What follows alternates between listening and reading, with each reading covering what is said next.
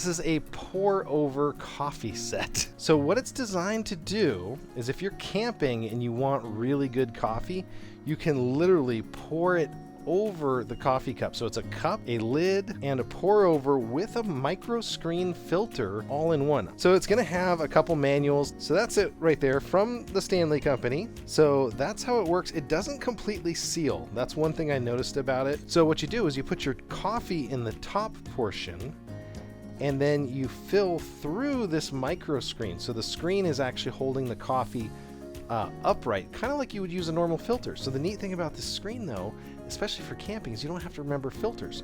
So these two light units here is all you need to make really good coffee. You'll see those little indicators. That's gonna be your 8, 10, 12, 16, 20 ounces. I'm gonna go ahead and take this, which was steeping at 195 degrees, and this is the pour over. So you're gonna get the shot here. So I'm pouring this in, and now that's filtering through here.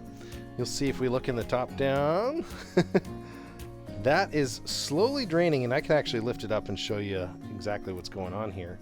So the coffee is actually filling up the coffee cup right now. So it's actually making some very good coffee right now. If you want to have a brewed coffee, not a compressed 20 bar espresso, this works out really, really well. And I like it because while it's sitting in the cup, this is one of the best ways to get an actual coffee flavor. It's pulling and extracting all those oils, and it's draining through the Microscreen. If I had one complaint, it's a little bit difficult to clean without getting grounds into your sink or other area. So if you want to have maybe not as strong coffee, you could literally add water to the base. If you want to have more volume of coffee, you can add water to the top here and get just the right consistency, just the right amount of coffee as far as cleaning it. So it's going to have all the grounds in here. If you look at the bottom side of it, this turns, it rotates out this whole cylinder, and then you can tap them both out into a garbage can, and you can clean this thing, pretty well just tapping it out.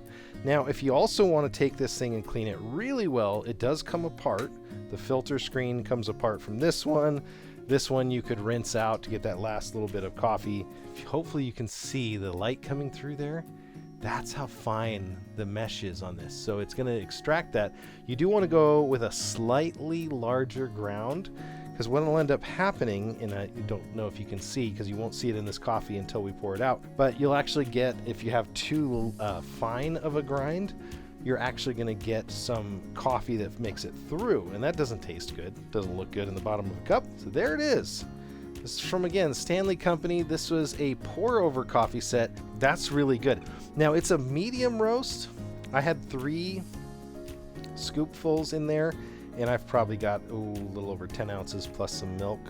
I usually like a little bit of a darker or stronger coffee, so I would add more grounds next time when I do this, but not bad at all. So that was the Hairbender coffee using the Stanley pour over technique.